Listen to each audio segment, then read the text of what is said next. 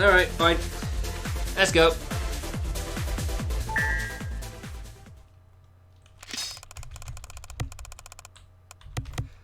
Welcome to I Want to Take the Time Machine 2. This is an I Want to Be the Guy fan game, however it's a little different as you can tell from the get-go. So in most I Want to Be the Guy fan games, they generally use a pretty similar engine, and it uses the same kid sprites and physics. However, I Want to Take the Time Machine 2 has a different screen size resolution, physics, and plays differently entirely. So the kid is a lot bigger for one thing. Second thing is that instead of just being able to jump, double jump, and shoot, you can jump, double jump, and shoot in all 4 directions. Also crouch, which is very different compared to most fan games. I also like to spam the up button while I'm running to aim up because it makes me feel like I'm playing Super Metroid. Like by saving the frames, it doesn't help in this case. There's no frame saves in this game for spamming the up button, unfortunately. But it does feel satisfying to pull off. So, the way this game works is that there are 5 stages, each set in a different time period. First one here is in the Ice Age. There are secret meme/reference things going on through the game, but I'll point those out at the end, so you don't have to look through the whole world to try to find them. So yeah, welcome to the Ice World. It has ice physics. Surprise, surprise. Only on certain parts though, so if there's snow everywhere, that's not too bad. It's only where it's an extra deep blue. And it looks like a different kind of block, like this here. You'll just slide along. Nice. And this is an I Want to Be the Guy fan game, of course, so traps are a guaranteed thing. There is a small fast strat there that you can do from holding against the wall and dropping, but it doesn't work very consistently, so I don't personally do it myself, because it doesn't take too long to just do it as a normal route. Nice. So there is some strats that you can do for these springs as well. Whenever you press jump, it actually slows you down vertically, which will actually come in useful later on. So if you hit a spring and you want to try to stop going upwards, you just press the jump button. And normally you'll still have your double jump, so you'll go up a little bit more, but it'll go up a lot less overall than if you didn't. There's another fast strat for this ring, which is really hard to pull off, but you can actually hug against the wall. If you're really quick about things. Yeah, in that question mark block spawns this water here, and if we hold the jump button going to that, it takes to the next section. Again, traps are a guaranteed thing because fan games. They do tend to do that sometimes. There is a fast strat here where if you just spam jump properly, you can just go all the way across. You just hold the right button down and keep going for it. But it's really hard to pull off consistently, so again, I don't personally do that. Yeah, hit the question mark block, which makes the water spawn far left again. And go for the next save. So there are actually multiple difficulties in this game as well. So if this looks too hard, there is an easy mode as well. Then once you beat normal or easy, then hard mode will unlock once you beat the final boss. And then an extra boss also spawns, and if you beat that, you'll unlock Lunatic, which is like 5 steps past hard. There's easy, then there's 1 step up, which is normal, another step up hard, and then they missed a few out in between for Lunatic. So you actually have to spam jump, for example, on that spring section. So thankfully you won't be running that anytime soon here. So hard to get that, you've got to go a little late on it.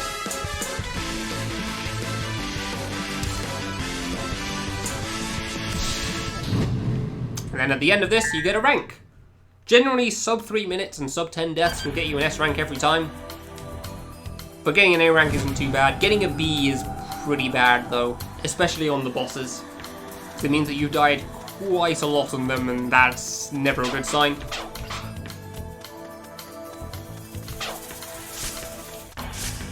Raimi was in the Twitch thumbnail. Nice! Yeah, welcome to Act 2 of World 1. We now have a temperature in the bottom right. This temperature, if it goes below around 95.7, will kill us immediately. I say around because it's actually got a little bit of randomness to it for some reason. So sometimes it's 95.7, sometimes it's 95.5, it varies a little bit, I'm not sure why that is. Mind the giant fish here. Ah, you can... Hey, we did 1 cycle here, cool. I wasn't sure that was going to make it because I missed a couple of shots at the start. So yeah, you'll also notice that there's bullet RNG. That seems like a good time to talk about that. The gun actually does a random number between 1 and 3. So there are certain sections, especially on the bosses, where you can kill them a couple of attacks faster if you get good damage on that, but generally it doesn't matter too much past boss 2. Boss 2, however, will matter quite a lot, but we'll get onto that when we get there. Come on. There we go. Good. Walls are a little finicky in this game for some reason. If you hold against a wall while you're jumping, sometimes they'll make you jump higher, and sometimes they'll just actually make you jump lower. But the only way to get past that quickly is to hug the wall, so that's why you do it there. So yeah, there is a small speed strat here that involves you not going for the campfire to regain your heat. However, you've really got to go fast on the previous sections because it cuts it very close at the end. Also for blocks like this, because when you're crouching and shooting, you can't move at all. Ooh, that might be too much of a mess up there, but we'll see. Temperature in the bottom right very quickly going down. It's around 95.7. I still have to destroy this block at the end. Okay, we're good. Phew. Save on the right just for this thing. Whew, that was a bit close for comfort, honestly.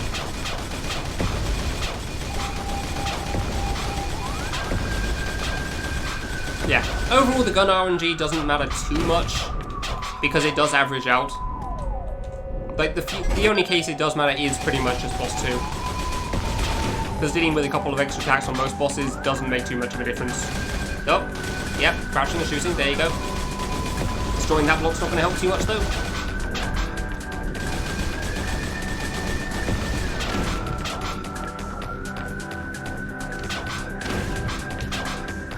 Alright, small jump, let's get the last question mark block, so let's go to the left here. Taking the save isn't going to help even after taking the question mark block because those parts don't save with you. There we go. That's World 1. Now for the first boss. For the most part, during a marathon run, I'd probably just let donations be read out and let people enjoy the experience. Because for the most part, the first 5 bosses are pretty pattern heavy. There's not too much to say past what you can see on the screen. 2 S ranks in the first 2 acts though, not bad. Let's see if I can first try this guy again. So normally he's killed me quite a few times.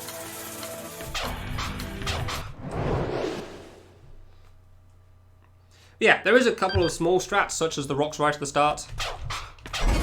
The main aim for this first boss, though, is just to make sure that you're always facing right as you shoot. Because any time spent facing left is time that you're not being able to hurt the boss. Ooh, big one there.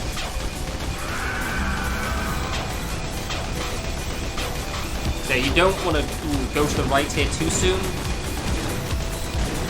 Because otherwise it would mean that it's a bit hard for some of the gaps, and it mean you'd have to go left later on. Alright, this part's entirely patterned, so just do a few small jumps over the bigger ones.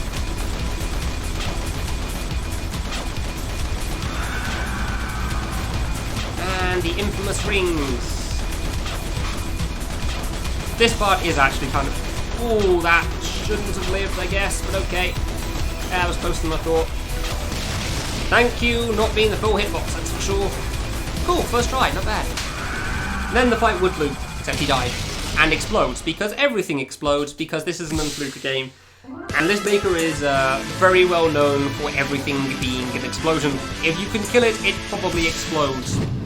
I think there is one thing total that you can kill that doesn't explode, and we're still not sure why. I forgot to split. Good. There is also a plot in this game, but the maker is Korean, and I don't understand it for the life of me. So... Thankfully, that doesn't hinder your experience playing it because the instructions on how to play were translated to English, which is very helpful in certain worlds where it may not be clear from the get-go how it works otherwise. But the plot is entirely foreign to me. And like I said, if you can kill it, it probably explodes. So welcome to the Jurassic era. Here's a dinosaur. Ah, shot to the left, good.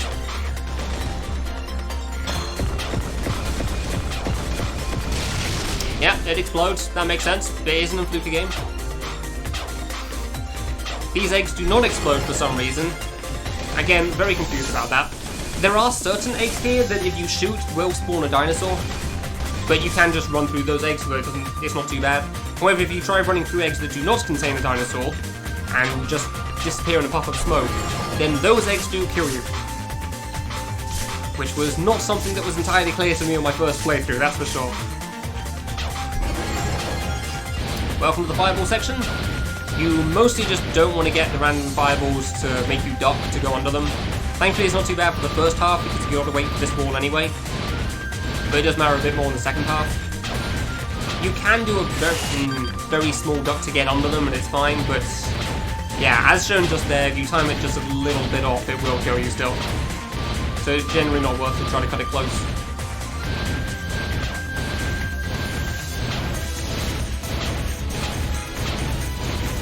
Yeah, otherwise you just want to hold right in this whole section. Dude, that was a lot of ducking. Not the best RNG there, but oh well. Yeah, we're also seeing these blue objects floating in the air, which are jump refreshers.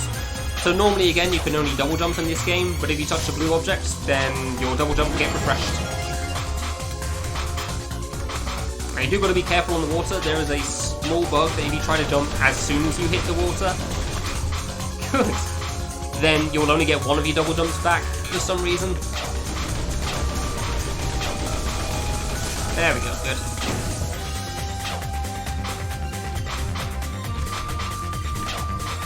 Alright, gotta be a bit careful with this. Good. So a small fast trap here, jumping through that. That jumps harder than it looks. There is another fast trap on this screen, on that save specifically, where you can jump through the spikes directly above me next to the next save. But it's actually quite a lot harder, so it's generally not worth it. And this section isn't too hard, so you just skip that save entirely.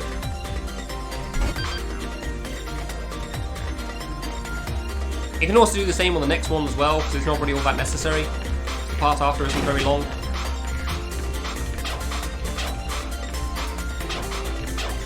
There you go, just got to make sure you fit into that gap. Don't miss the jump refresher, and everything's good.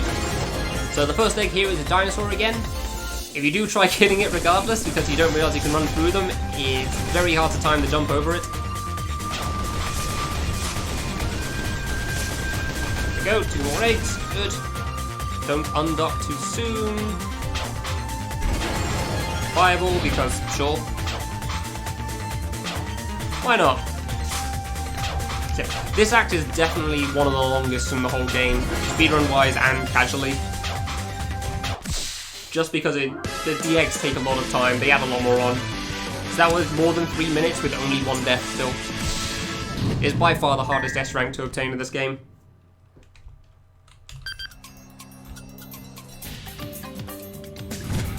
I forgot how hard that S rank was, honestly. I spent so much time trying to do it when I was first playing. That was without realising I could just run past the dinosaur eggs. But it's not a smart move.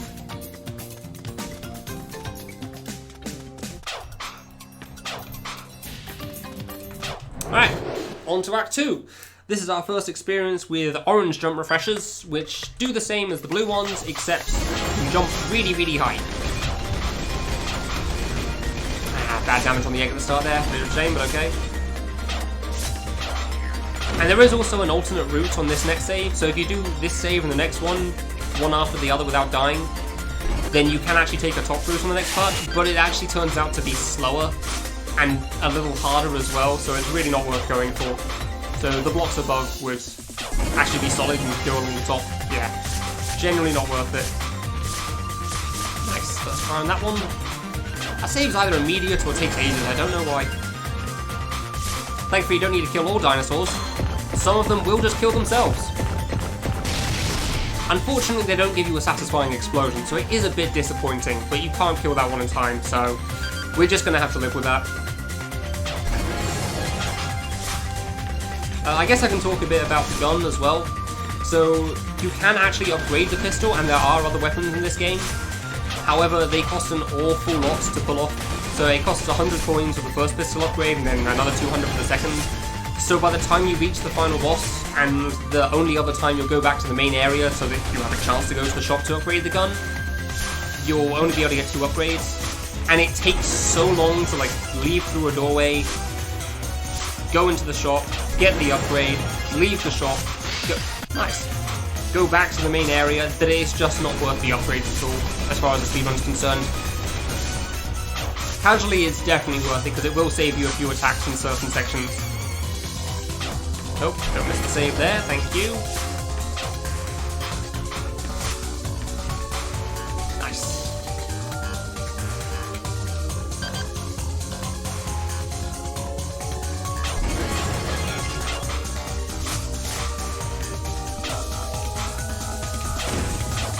Alright, we got our first and only mini-boss coming up here. Just some dude spraying a bunch of seed things all over the place. Slow down whenever they contact either water or walls.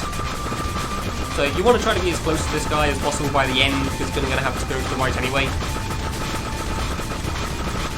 But it can be a little risky depending on the RNG there. Ah, here's the end of the level. No it isn't. Sometimes there's fake flags. Nice, first try on that one. Good. I didn't single jump into that one, never mind. Okay, cool. That jump there is a bit of a shortcut to skip having to shoot 2 eggs, because shooting eggs is slow. Normally it only takes you 1 round of bullets, but sometimes it takes 2. But either way, going through that jump is a lot faster overall. Dude, I forgot to talk about, yeah. The gun in this game, when you press shoot once, it shoots 4 bullets out straight away, so you don't have to worry about mashing too much here. So you can just mash at a pretty casual pace, and it's not too bad. Dude, I live in England, I am English, and I still have trouble with English. Speaking is the worst thing. So yeah, shoot once, 4 bullets. Just like that. So you don't need to be a great masher to play this game, thankfully. Yeah, and welcome to the strongest boss in the game, Foot. We killed a dinosaur earlier, this time we can only kill a foot. Because, sure, why not? The full dinosaur was a bit too strong for us to handle, so we're just going to have to deal with part of it instead. We might be dealing with multiple feet, but unfortunately we can't see all of them at once because the dinosaur is just that big. So we'll just see the foot. And this is also the first case where the bullet RNG actually does matter, because as you can see there are some fairly long breaks between times when you can hurt the boss at points. So if you get good bullet RNG here and skip 1 or 2 attacks, it will actually save you a lot of time of waiting. So you can actually kill the boss right here sometimes. But unfortunately not this time round. Really bad RNG. 24 health left, yeesh. But there's nothing you can do about it, so such are the way of things. Oh, come on! He still spawns spikes? Well, that's a new one. Okay then. Never killed him in the middle of that attack before. Normally it's before or after.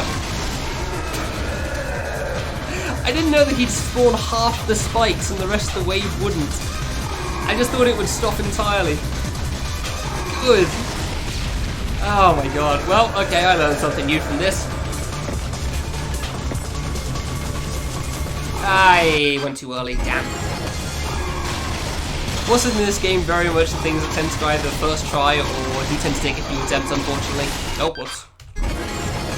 Especially the case of the last boss, but I'll get into that guy when I get there. That guy is an experience.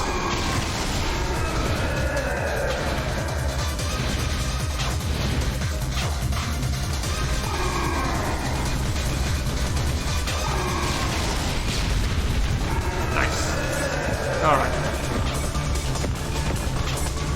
There you go. Ooh, actually, that was a little bit close, honestly, but it worked out.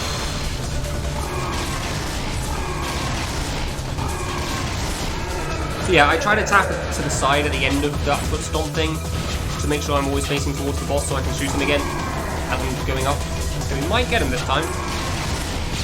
Ah, 4 health. That's like 2 hits off. Done. Oh well. Have him stand here and shoot. Yeah, there you go. That's more like how it generally ends. Hey, I remember to split this time. Nice. 3 deaths. Not the best, but oh well. Still an A, so it's not too bad.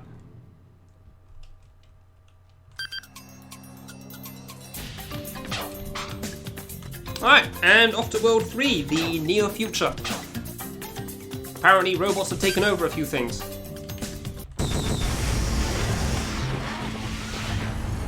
Yeah, Future Moonlight City.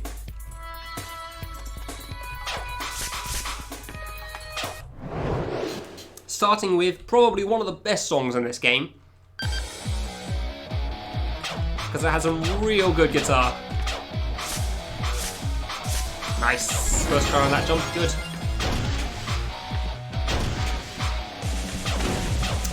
Now there's an arm thing coming up on the next save. And the arms are a little weird, because unfortunately, no matter when you reset, they actually just spawn in a random position. So there's no way to do them to start them off consistently. You just have to read them and dodge as appropriate. So yeah, we just have to wait here. Bit close to the end there.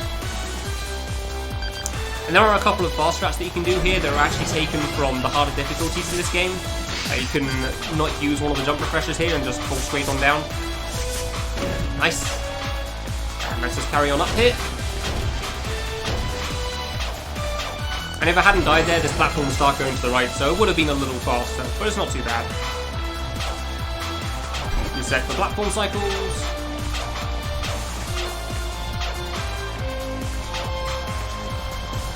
And there is a fast strat on this next save that I'll try a few times, but it's very difficult, so I don't expect to pull it off.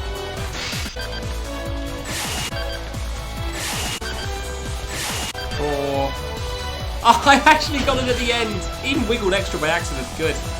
So yeah, you can take that platform down, then you have to wait another cycle for this one, or you can just go through the drop, which is you're forced to do that on Lunatic difficulty, which speaks volumes about how difficult it can be. So, nice! Wasn't expecting to get that, I never do.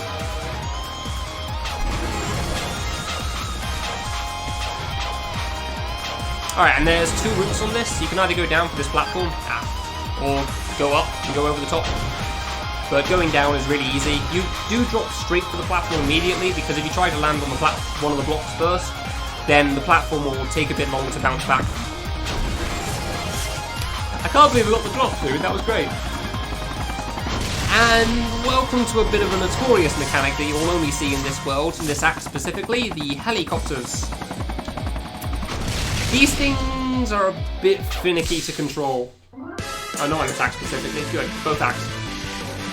The hitboxes are around a rectangle for them, it doesn't include the tail or the rotor blade along the top. But it can be a bit iffy to try to figure out where the hitbox actually is. And they have a bit of acceleration and deceleration on them. So generally when I'm ending the helicopters, I'll actually press the opposite direction, normally down. Normally I'm going up right to the end, so I press down to finish it off, just so I don't slowly accelerate into some spikes to the ceiling. Yeah, welcome to Flashing Lights the stage. On Lunatic difficulty, this stage is basically pitch black, unless there's lightning flashing. Nobody ever claimed Lunatic was the best game design.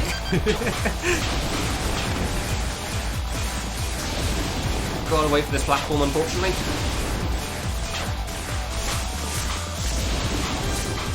Thankfully on normal and hard, it's not too hard to see what's going on still, even with the without the lightning. Oops. Dude, I'm not doing well on this gap this time, huh? This gap's pretty small, but normally I can get it pretty quickly. I guess today's an off day. Ah, come on. Thank you, there we go. Hey Daniel, yeah, Lunatic's great, sure. As much as I enjoy it, I'm not sure I tell anyone to play it. And the helicopters return as soon as I get past this jump, hey. The end of this helicopter's a bit iffy as well, because I just can't see myself through the explosion. But normally I still make the landing, but it's very hard to tell what's going on. This part's pretty alright though, you're just tapping up and down. Ooh, still cutting a bit closer, man. Jump off a little early, because if you're holding onto the helicopter while it explodes, you will die. However, if you let go of the helicopter and you're inside the explosion as the helicopter dies, then obviously everything's perfectly fine. That just makes sense, really.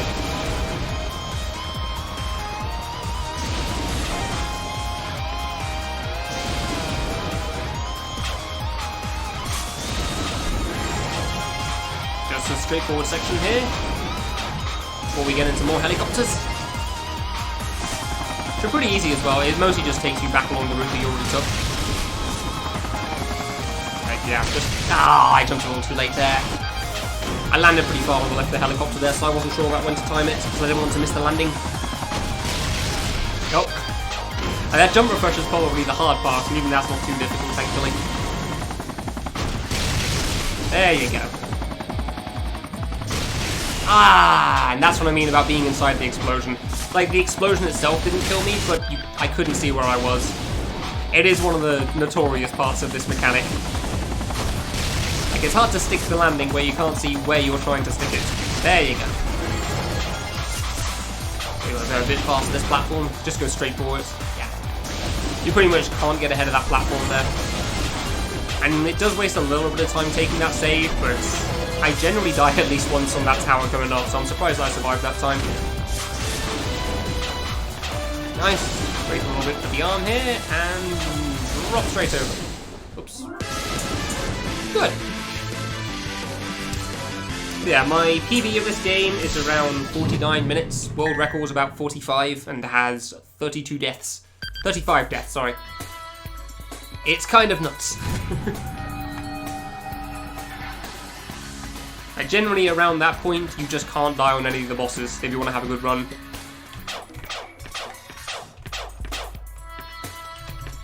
Nice. But either way, on to boss 3. Starting with a bit of passing that you have to figure out, but that's not too bad. But after that, it's relatively RNG heavy, because obviously you want to try to get as much damage in as possible. So you just stand under him the whole time, so you don't have to jump. Because if you stay on the ground, then it's possible that your bullet will go under him. Ooh, that was a bit iffy, yeah. And there's all of those targets there are RNG. Oops. So you just kind of have to hope that they don't come near you. And if they do, then try to read it appropriate.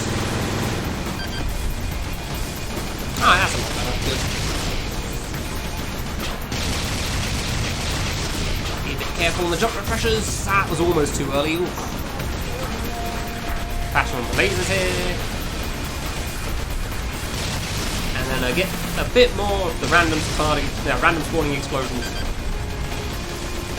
Yeah, okay, that's not too bad. Good. Yeah, a bit far out, but that's fine. Oh, I went too low for the jump refresher. No! I saw how much health he had too. If I just shot him, I might have actually nearly killed him in time. But you can't assume you're going to get him. Because bullet RNG is strong sometimes. Oh, that was so close too. That was almost really good. I mean, I died a couple of times at the start, but that's not the biggest of deals.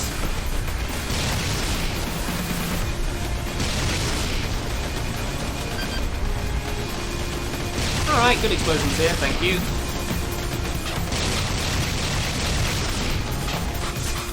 Ooh, yeah, that was a bit close to the hand with the jump refresher.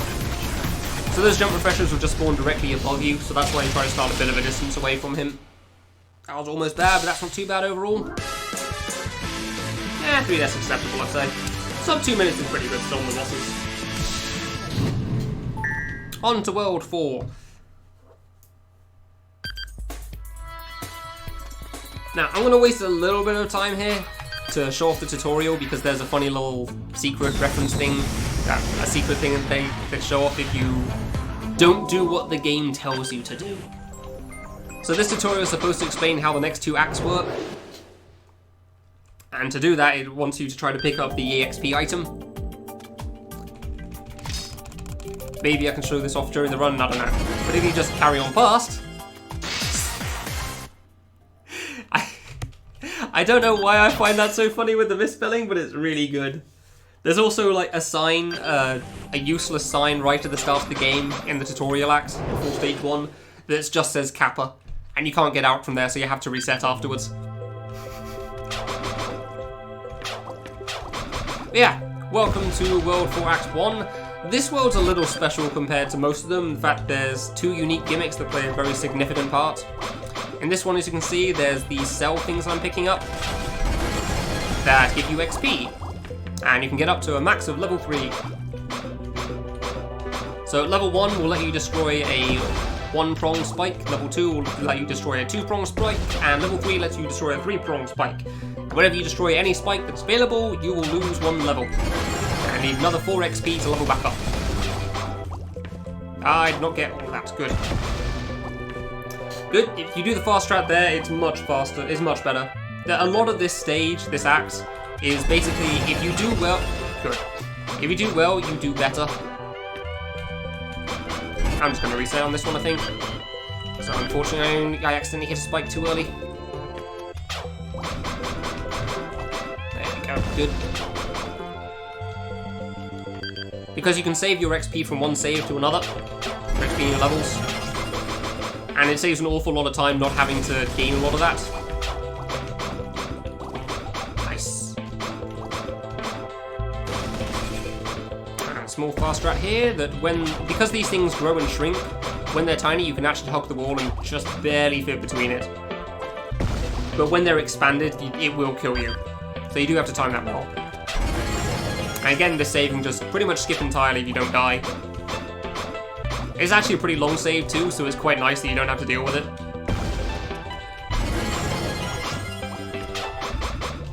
Okay, so I'll pick up the XP here, because you can't get past these guys. And there you go. Probably one of the fastest acts in the game too. Like faster than some bosses.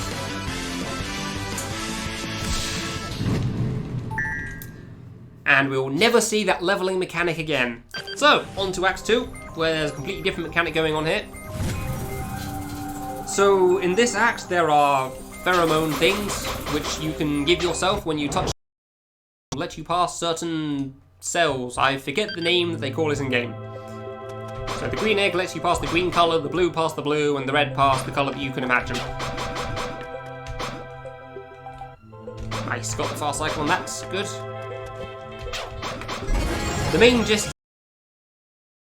are eggs that are trying to screw you over, because you can only pick each egg up once. So if I didn't pick up that blue egg there, I would carry on through this route, I'd pick up the red egg that's further on in, and then I'd be forced to pick up the blue and wouldn't be able to continue. So you have to make sure you pick up some things a bit sooner than you'd expect.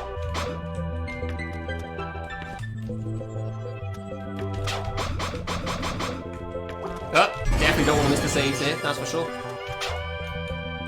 Ah, whoops.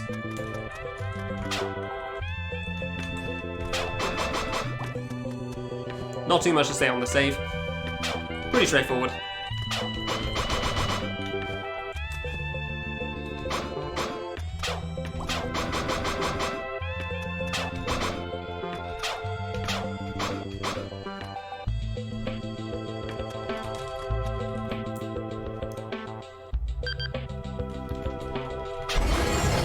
Yeah, just reset there for the cycles here.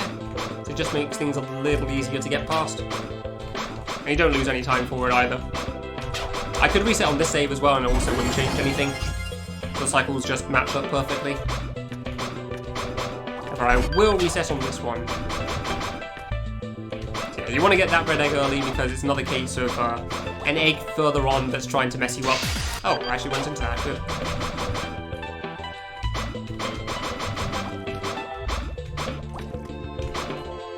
There we go. Yeah, and you reset for the cycle on this circle here.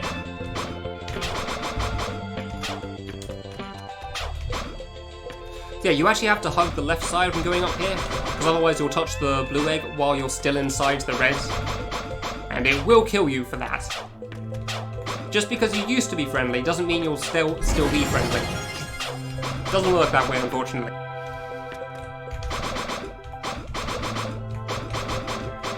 Very nice, that bottom section can be a bit of a problem sometimes. There you go, stage 4 is definitely one of the fastest stages in this game.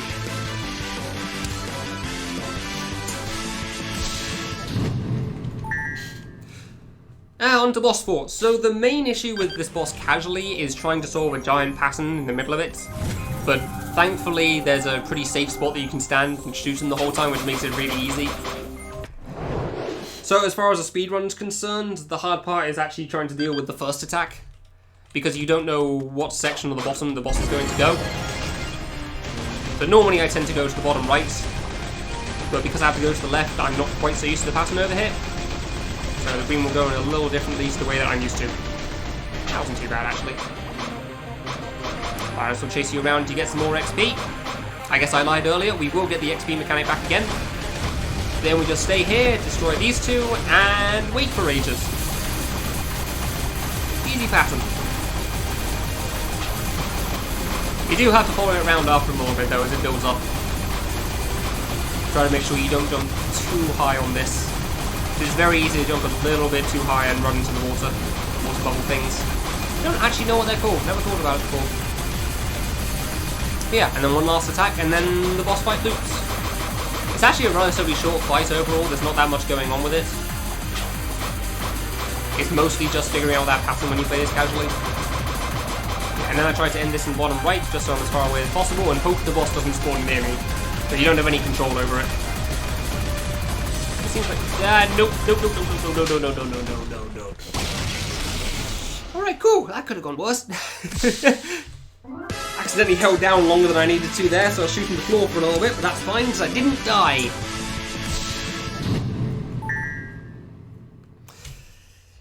Now for World 5. Alright. Act 1. Yeah, Act 1's okay. So, apparently in the future, the planet gets taken over by aliens, and now we're going to fight against it. And in the alien metropolis. I don't know what happened that aliens managed to take over, but such is the way of things. Sometimes you lose the alien invasion. So Act 1 is pretty much solely based around a ton of timings. There's a lot of reset heavy stuff to try to get timings right, like right here. It's also our next interaction of sort of mini-bosses. So for these ones, these shoot targeted at you, you want to try to be able to follow from one alien UFO to the other immediately, just so you're always able to do damage. And you'll want to try to end this on the right, just because that's where you have to go next anyway. Always take this save just to be safe. And reset here because of lightning cycles. So yeah, these blocks on the left actually light up with lightning, and obviously if you're standing on the electricity, it tends to hurt. And like most I Wanna Be the Guy fan games, it's one hit or bust. Health is not normally a thing.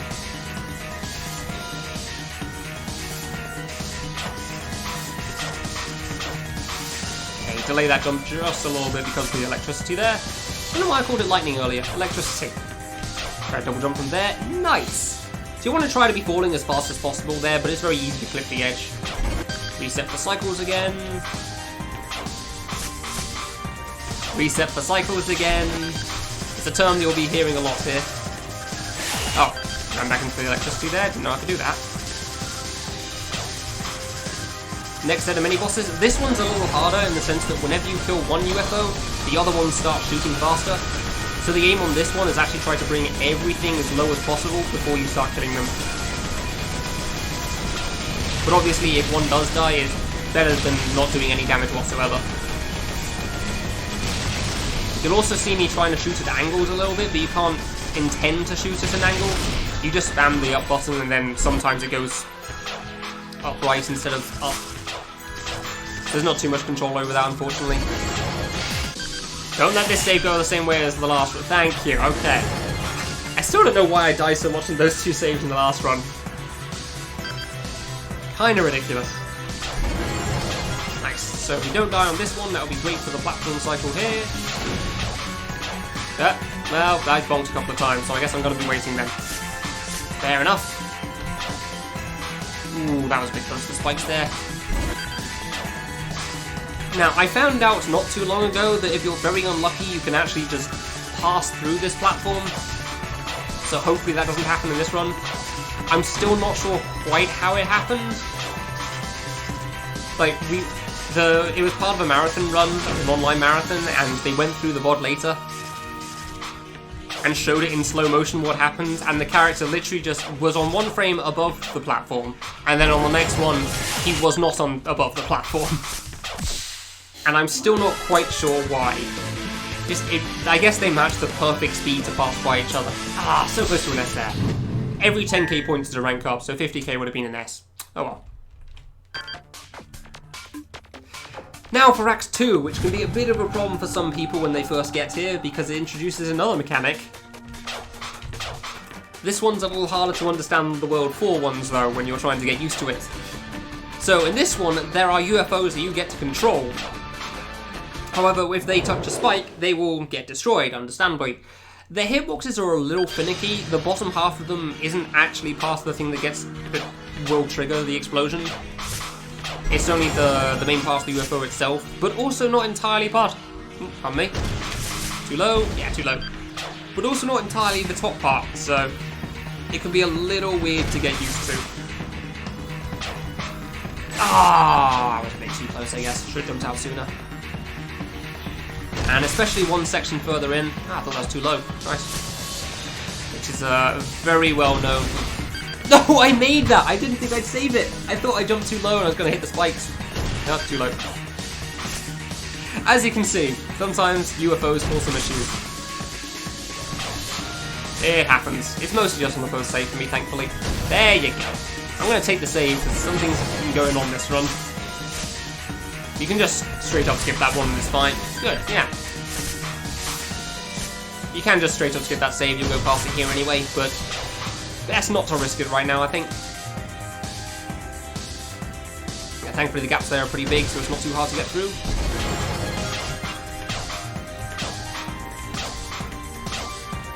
Ah, really?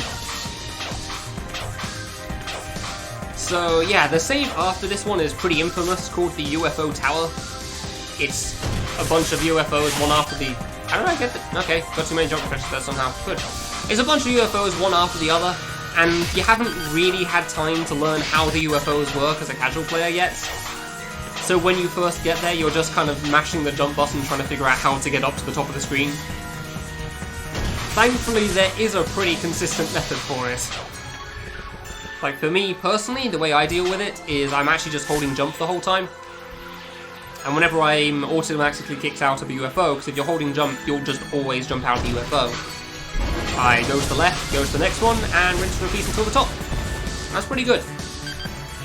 But when you don't know what's going on with that save is a mess. You can use the UFO from the previous save to try to get further up faster, but I actually found it more of a hindrance than anything. Another bit of a shortcut on this one. You can use the UFO that you used to get up here to skip the first half of the next save. And if you're lucky, you can actually use it to skip the whole save. You can get back in it, but it's very difficult to pull off there. Yeah, unfortunately the actual route is kind of a problem, so it's very easy to mess up on that last jump. I was worried about touching the electricity, so I did go a bit late there, unfortunately. There is also a bit of a bug with this UFO, where with getting out and back in again. Good. Good. Where for some reason, when you get back into it, sometimes it'll just launch itself into the sky. It'll just accelerate upwards way faster than it... Yeah, like that, but okay. I'm not sure how I missed the question mark block there. Really? But I'm still not entirely sure how it works, and I haven't been able to find anywhere else that trick is useful, unfortunately. I'm hitting the edge of the question mark block, and it's not activating because of that. Wonderful. Okay, good. That last jump's such a pain to deal with. Always worried about having to get through it. Oops. Yeah, this save is one that you have to really try to figure out how to deal with the precise UFO hitboxes. So if you don't know where the hitbox is before, you'll definitely have to learn it for this. Damn it. Okay, good. Wonderful. Unfortunately, you can't really use this UFO for anything. This wall here, so trying to make sure you vault quickly there. Okay, good. Yeah, thankfully the cycle... Damn it. Thankfully the cycles on this save work out pretty well, that you can just charge forward pretty much the whole time. Like, that's the most waiting you do after you hit the question mark block there. Trying to wait for the electricity to pass you by. Oh, okay. Bit slow on that one, apparently. Wait for that one. Good. That save can take a bit of time if you're not trying to deal with it. And that UFO right there, on this save, is if I could figure out how to deal with that trick, where the UFO boosts upwards really quickly, this UFO would be really useful. You could just skip this whole save, which is great because this bottom section is very slow.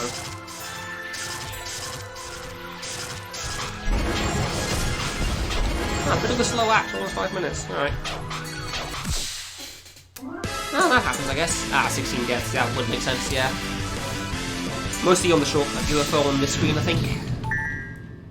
That happens.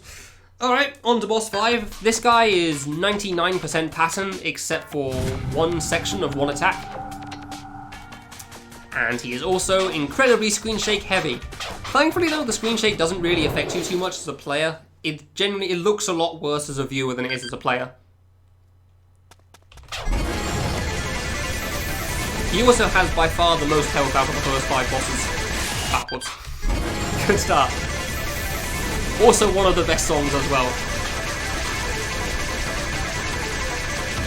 So yeah, the fireballs here are the only random part of this whole fight. And everything else is either targeted at you or has a set position. Oh, I went right left too early there, good. So welcome to Screen Shake the Boss. It gets worse. Yeah, thankfully it's actually still pretty easy to read and avoid the bullets here, despite all of the screen shake going on. And then of course the attack's loop, as bosses have a tendency to do.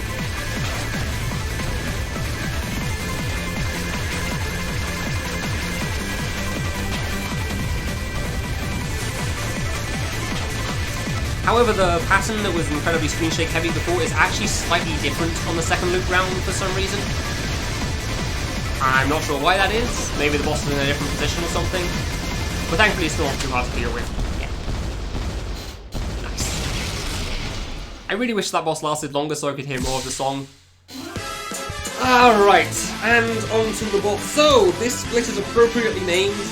Saying that your run ends one way or the other here does sound like a very redundant statement.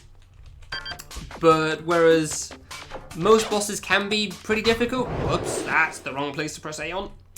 This boss isn't so much a difficulty spike, so much as it is a difficulty cliff. So, I'll explain the boss as I'm going through it, but to give a short comparison, when I first played through this game, on average the first 5 bosses took me about 15 minutes. I was first seeing them and playing them through, and the final boss took me about 2 hours. So if this run does get into a marathon and it takes too long, then I'd more than understand it's getting cut off. Yeah, so let me explain how this boss works then. This boss has 3 phases to it. The first half of his health, the next quarter, and the last quarter. For the first half of his health, he has 6 attacks that you've never seen before, 5 of which are pattern. And one of which is kind of random. Kind of, because there is some patterns, some parts that are predictable to it. So when you're first playing this boss, you want to learn all 6 attacks going on here. And this one's really good, you get a lot of damage in this. Yeah, when he hits half health, he will learn a new 5 attacks, based on the 5 attacks from the previous 5 bosses. He will also alternate between phase 1 and phase 2 attacks, and the tell for which one is starting is similar for certain things, such as the boss 1 attack and the attack that does really good damage on this one. When he first hits phase 2, he will randomly choose between one of all 11 of these attacks, and then after that he will alternate between phase 1 and phase 2. So nice, that's pretty good. Coming up to the halfway mark, this will be the last one. Last bit of pattern here.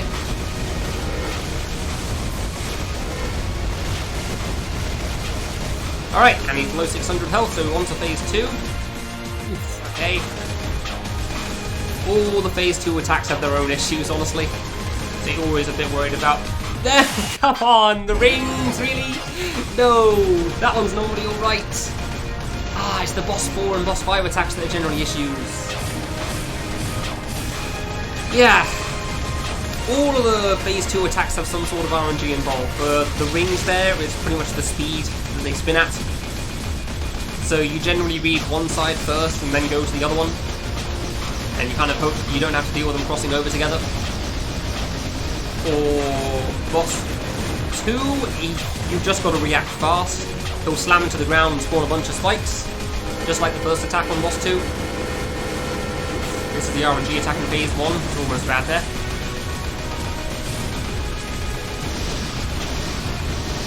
Boss 3 is just a bunch of explosions, such as the one where we just had to hope for RNG. However, in this boss, the explosions are all set patterns, but which pattern it will be is a random order. So you don't know what it will be one after the other.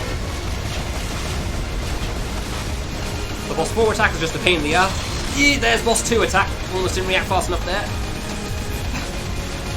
Yeah, the boss 4 attack is just a pain to deal with. It's a bunch of jump refreshers, and the bullets spawn at random start positions and then target at you. Ah, and here's phase 3. So there's a purple question mark block in the top. Oh, really? That was so slow! How was it so slow? I'll talk about phase 3 first. So, at 300 health, around 300, he'll do that explosion from the middle and a purple question mark block.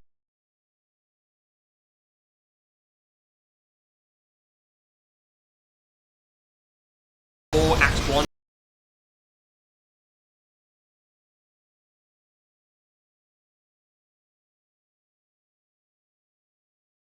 Remove every other attack. So it means that... Oh, I jumped too low. My bad. You will either get it for every phase 1 attack or every phase 2 attack once he starts doing it. But you won't get it for all of them. Personally, I much prefer it on the phase 1 attacks because they're patterned and a lot easier to deal with. Whereas the phase 2 attacks, as we have seen, have caused me some issues recently, specifically the rings. Yeah, this boss is, in a speedrun, it's very much, you'll either first try him or he'll take 10 to 15 minutes. There is no in between.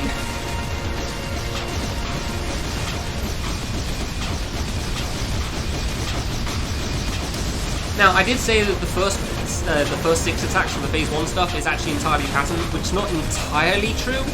The attacks themselves are patterned, they'll spawn from the boss the same positions every time, but you can see the boss is slowly moving up and down in the background, and over time that position can vary enough that it will make some minor differences in some of the phase 1 attacks.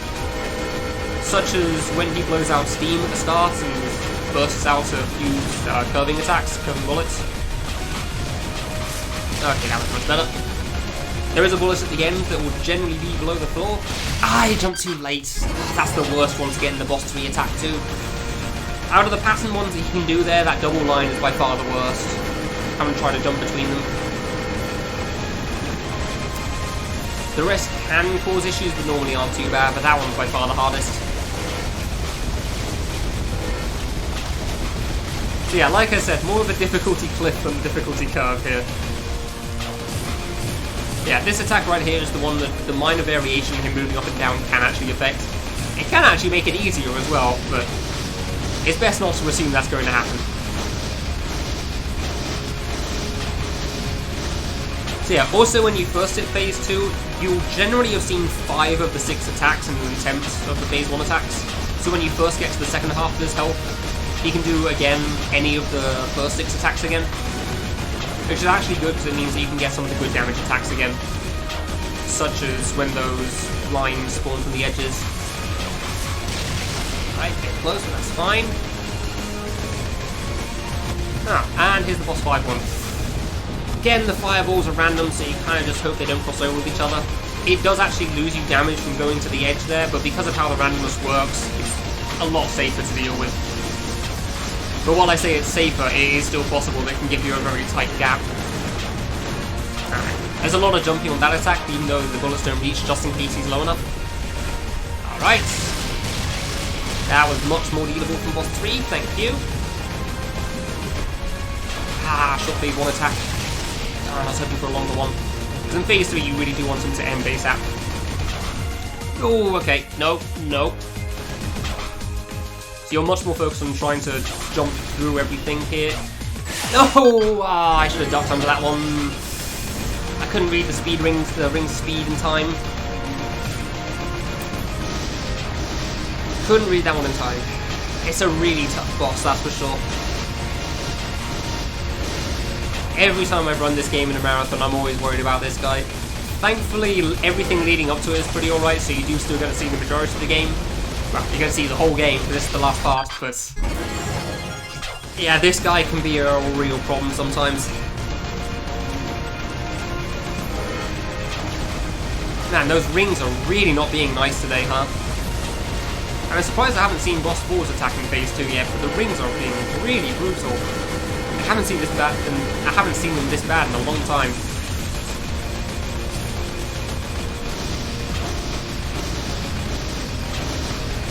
Like, they aren't normally easy, but they're normally pretty readable and beatable to get through. I guess not today. Nice.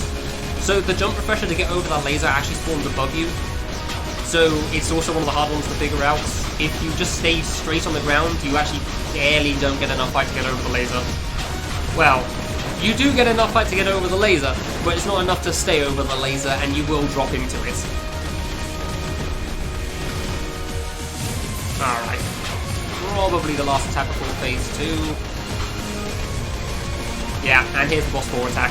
Thankfully the bullet started on the right, so it's not too bad. But it can be a little nasty with some of the jump refreshers because they start anywhere. That's pretty easy actually, good. Right, so this will probably be the last attack before phase 3, which is wonderful, which means I don't have to deal with reversal. Okay, it's a little bit iffy. Please, kindly, stop! Jesus, these rings today! What is going on with this? And because I couldn't really shoot... Oh my god, he was so high up, I didn't know how to deal with the pattern. Wow. Yeah, I couldn't do any damage on the rings there because I just had to focus on dodging. I didn't realize he was so far up for those orbs there. I'm used to him being way lower down. So yeah, it's minor variance in him going up and down there that made that last attack, which is normally not too bad, and something you see right at the start, play out very differently to how it normally works. There's a lot of interacting mechanics going on with this boss, that's for sure. That makes it so difficult.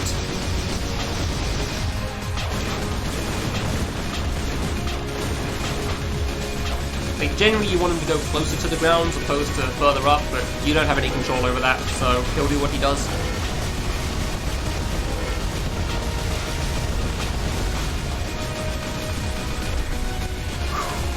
Alright.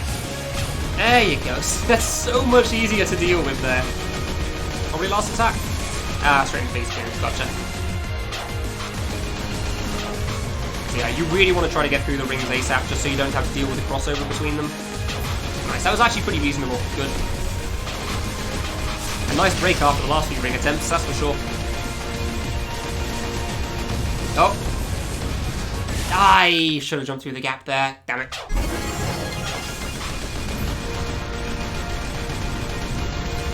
Well, not my best attempt for Balak, unfortunately. Such is the way of things. So yeah, if this run gets into a marathon, I'd probably say if it's been 10 minutes in game, in the timer on the top left, and he's not dead, then feel free to cut it off. I'm not sure whether people would find it entertaining if it keeps going. I assume it would be alright. But obviously I'm not the one that knows for sure.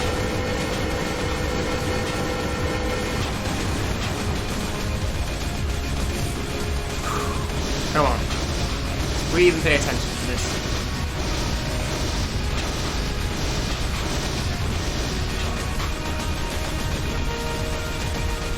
Hopefully RNG doesn't screw me this time.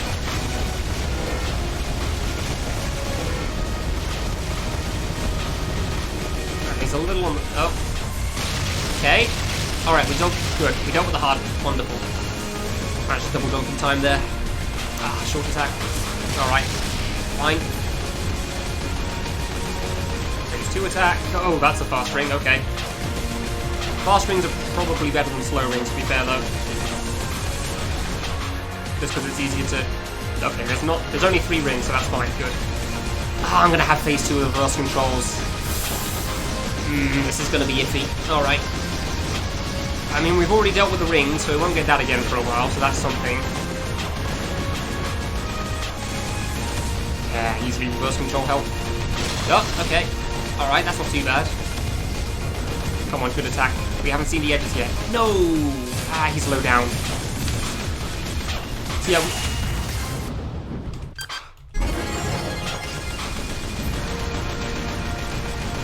what I was going to say was we saw what he was like when higher up for that one earlier, and that caused a lot of issues.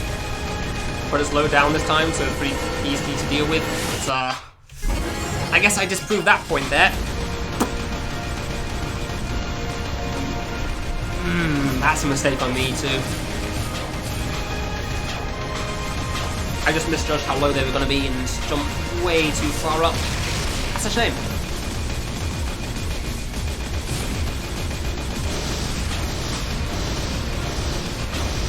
This boss has definitely taken a lot longer than it normally does, that's for sure.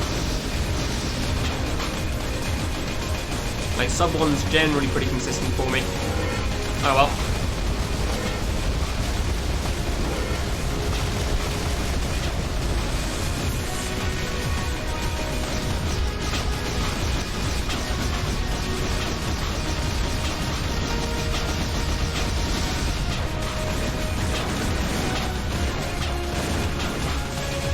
One way or the other, your run will end at this boss, like I said.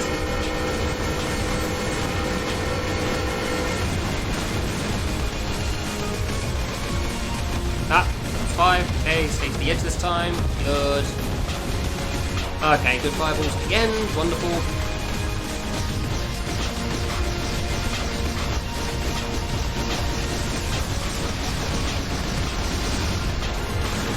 Almost jumped a little early on that one. Alright, he's steaming, so reverse control's coming in soon. Ah, I couldn't see the gap. Yeah. That's also why the boss 3 attack is pretty difficult sometimes, because the screen shake means that when you get the precise gaps like that one, it's a little hard to tell when you're in between them or not.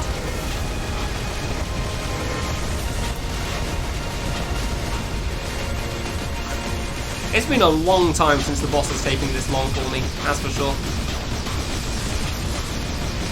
Everything went pretty smoothly up to this point, I'd say. Ooh, whoops. Yep, that's the hour mark in game. There are achievements in this game. Like, some of them are just time and deaths, some of them are beating certain modes with S rank, and some are finding hidden achievements, hidden references, which again I'll show off after this runs over.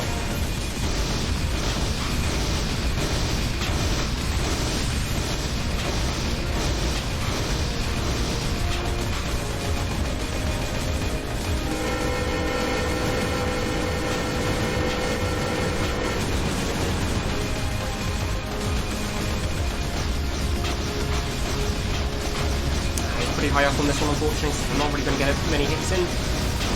That happens. Such is the way of things, this guy going up and down. Yeah. I was just thinking, I hope he doesn't do the steam attack, because he's so high up right now. Alright, that went pretty alright, actually. It does make it harder to hit him, though, that's for sure. That ring's just going toward her. That's actually pretty alright. I even got quite a bit of damage on that one. Normally I don't get too much damage on the rings. Oh, okay. So really need to pay attention to dodging. Alright. Ah, well, I got the good attack, so that's actually kind of wonderful. He's just about to start phase 3. And this one will set him off pretty low. Alright, phase 2 stuff. What's left? No, I went the wrong way. I'm really not used to going this side, but okay, that worked out. Jeez, that really did throw me off there. I'm not used to starting that attack from right to left. Ooh, close, okay. Please kindly die. It's been a long time since that boss took me that long, wow. And time ends when I press shift at the end here, at the end of the act. Yeesh, that was the worst attempt I've had on him for a very long time. Alright. D. Oh. Add a few seconds on. So yeah, credits will play here. Feel free to skip a minute and a half forwards, and I'll go to the quickest reference / meme thing that I can show off.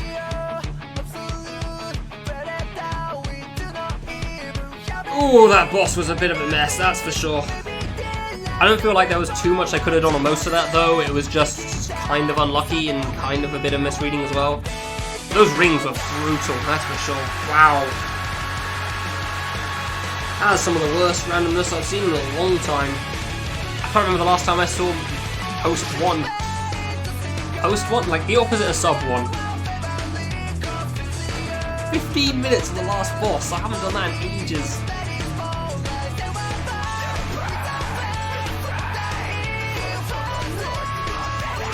Oh, hopefully that doesn't hinder the chances of things, but I guess we'll see what happens.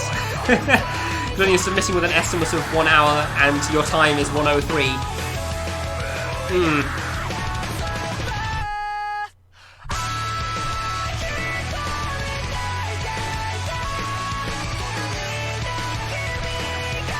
I guess we'll see what happens. I feel bad for the game. That's what lowers the chances, though. The game's so cool. Alright. Meme/references. Let's go. Yay, you won. So, at this point, now that you've beaten the game, hard mode and the extra boss will unlock, like I said earlier. And if you beat the extra boss, then you will also unlock the lunatic mode. But we won't be worrying about that. So, there is one meme/reference thing per world. One per, like, in one of the 2 acts, hidden in a certain place.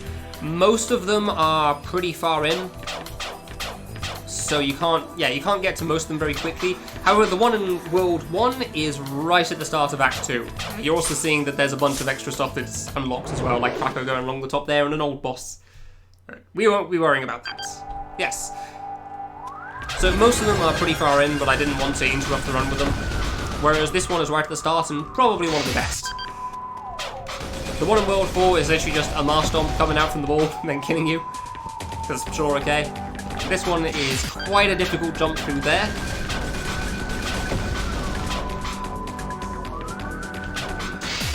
It is very difficult to get through that jump. Alright. It's so close so many times, I can't quite tell when to hold right. If this gets in, I'd definitely practice this. There we go. References being things like this. Yes, it's a JoJo reference. All the reference things kill you. So I'd have that as an incentive. I hope you have enjoyed watching, and good luck with searching through all the runs for GDQ.